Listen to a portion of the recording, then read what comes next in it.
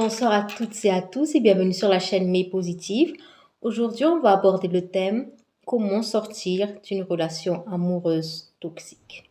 Alors, avant d'entrer dans le vif du sujet, si tu apprécies mon contenu, si tu aimes ce que je fais, n'hésite pas à t'abonner à la chaîne et à activer la cloche de notification pour ne rater aucune de mes vidéos qui sort chaque jeudi.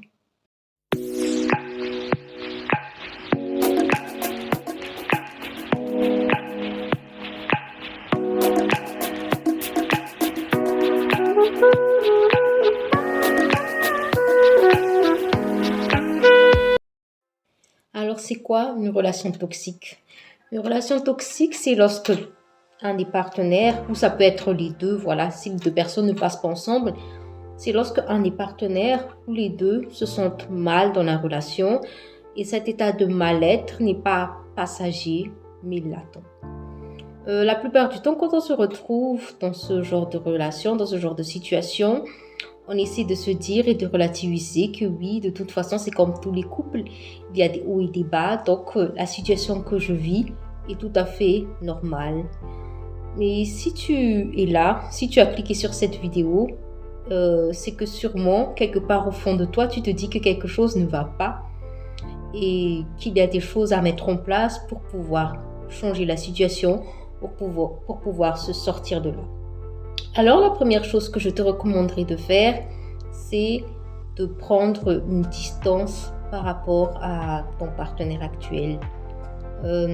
Ça ne sert pas forcément, ça ne sert pas forcément grand-chose de lui dire que oui, voilà, on va faire une pause, puisque si tu as déjà nourri une certaine dépendance par rapport à cette personne, le fait de lui dire clairement comme ça, de verbaliser ton intention, risque de te faire culpabiliser. Vous allez essayer de discuter, les choses vont à peu près s'arranger pour quelque temps. Après, ça va redémarrer dans le schéma répétitif qui te met dans cette situation où tu te sens malheureux ou malheureuse. Donc, prends une certaine distance sans forcément verbaliser tes intentions et prends vraiment le temps de faire le bilan de la relation, de vraiment regarder de manière neutre sans essayer d'enjoliver la chose, d'embellir la situation pour se dire que oui, voilà, c'est une situation de couple tenable. Alors, quand je te dis de faire le bilan de la relation, c'est que tu ne te retrouves pas dans les cas extrêmes, par exemple, où il y a les cas d'infidélité chronique ou encore les cas où tu te fais tabasser par ton partenaire. Là, il ne faut pas chercher midi à 14h. En fait, c'est clair et net que c'est une situation toxique qui est même dangereuse pour ta vie. Donc, il ne faut pas chercher midi à 14h. Il faut quitter de là rapidement. Si tu es dans le genre de situation où ce n'est pas très clair dans ton esprit, si ta situation est normale ou pas, comme j'ai dit plus tôt, prends une distance par rapport à ton partenaire et fais le bilan de ta relation. Alors, comment faire le bilan? Pose-toi la question, par exemple, depuis que vous êtes ensemble, je ne sais pas, ça fait 1 an, 2 ans, voire plus. Si tu devrais donner un pourcentage au moment, enfin, à la quantité de moments où tu t'es sentie heureuse dans la relation, ou par exemple tu t'es senti heureux dans la relation, quel pourcentage ça serait?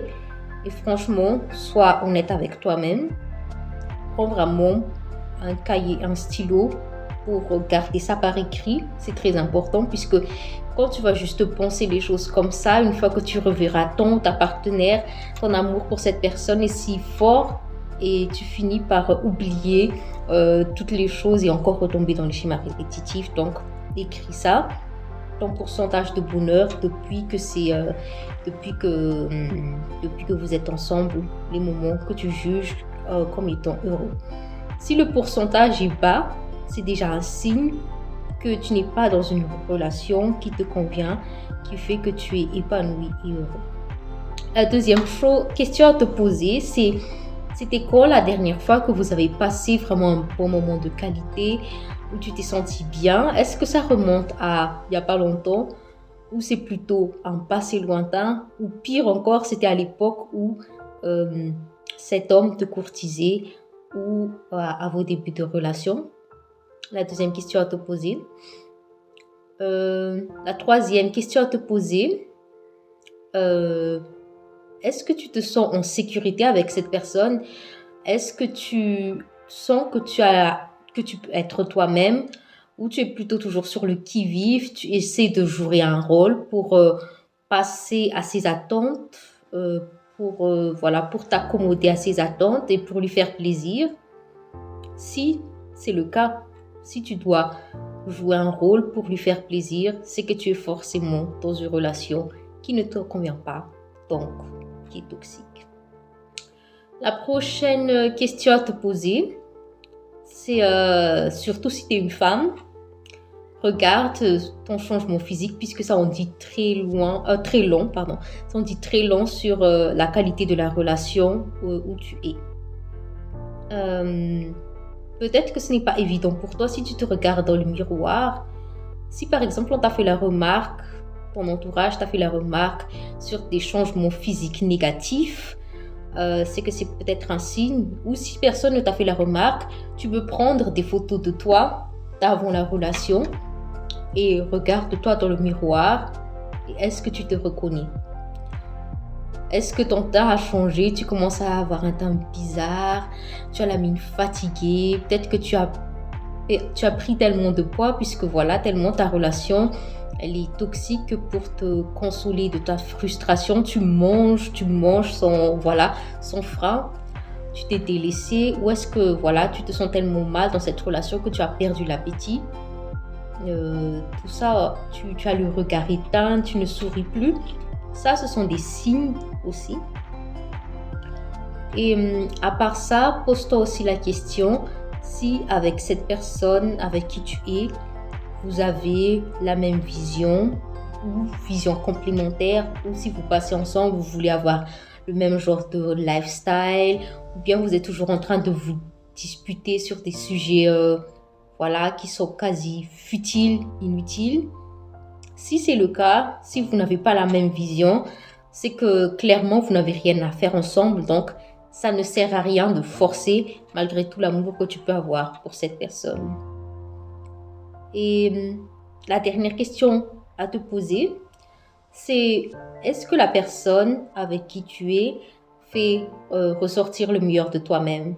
Quand tu regardes ton évolution depuis le début de la relation, est-ce que tu deviens de jour en jour de mieux en mieux, tu t'améliores, tu es de plus en plus jovial, tu t'embellis? Bon, clairement, si tu regardes cette vidéo, c'est que c'est pas le cas.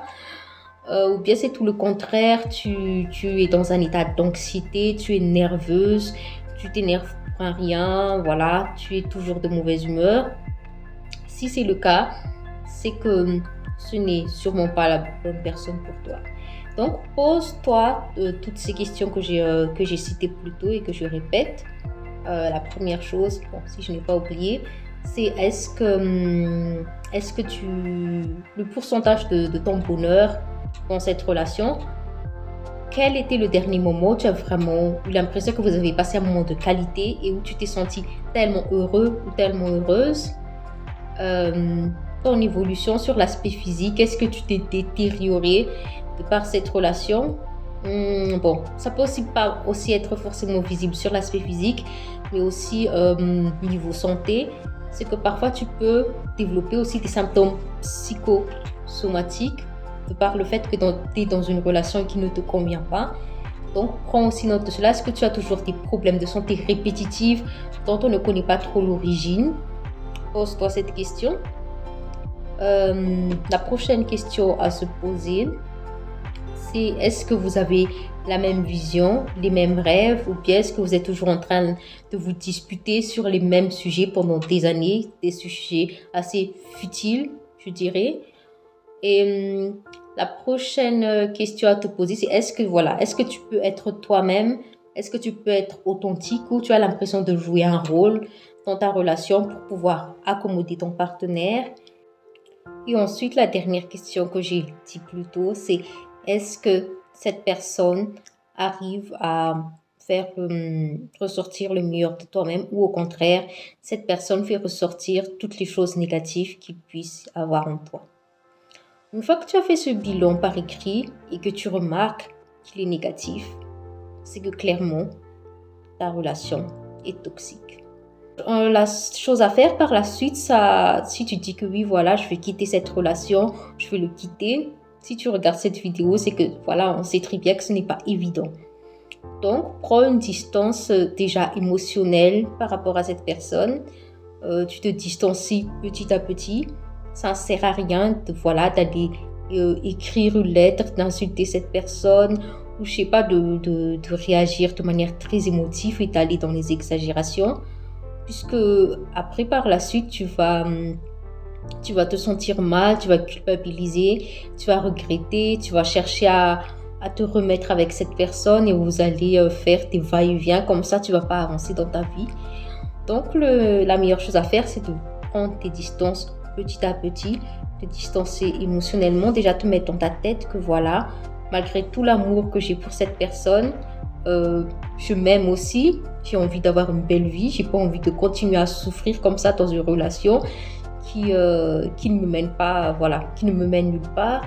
Donc, tu te distancies petit à petit émotionnellement, tu réduis les fréquences à laquelle vous vous voyez, tu réduis la communication et voilà, dans certains cas, le fait de se distancer petit à petit émotionnellement comme ça, de réduire la communication peut aussi conduire au fait que l'autre prenne la décision de mettre fin à la relation.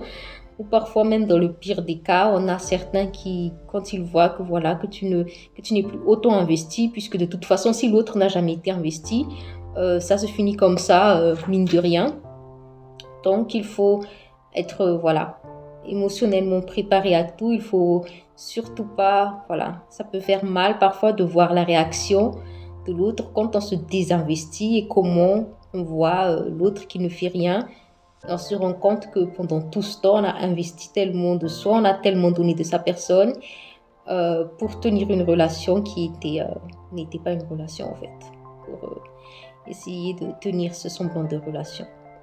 Donc vraiment, prends tes distances comme ça et prépare-toi émotionnellement. Il peut arriver tout et n'importe quoi dans ce genre de situation. Et surtout, commence déjà à faire tes plans pour le futur en étant seul, puisque c'est sûr que durant cette relation, tu t'es tellement investi, tu as investi du temps, de l'énergie, voire même peut-être des sous. Donc, essaie de penser à ton avenir.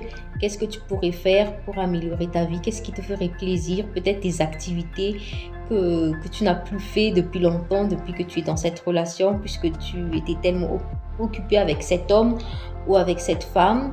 Vraiment, essaie de te projeter dans le futur et de laisser cette situation derrière toi. Si tu veux beaucoup plus approfondir cela, j'ai fait une vidéo. Elle date quand même de mes débuts sur YouTube, sur comment surmonter une rupture amoureuse. Donc, je te mets cette vidéo ici. Alors, c'était les points que je voulais énumérer dans cette vidéo. La première étape pour sortir de cette relation, c'est tout simplement de te rendre compte de la toxicité, du mal-être dans lequel tu vis et de prendre une décision ferme pour changer ta vie, pour améliorer ta vie.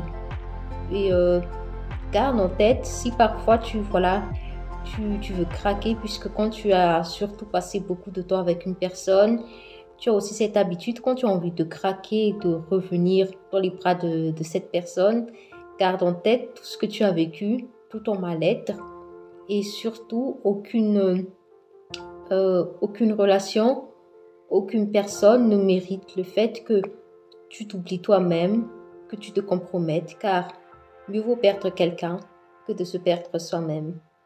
Si tu as aimé cette vidéo et que tu considères qu'elle peut aider quelqu'un, une personne autour de toi qui vit ce genre de relation, n'hésite pas à partager. Si tu as aimé mon contenu et que tu veux l'avoir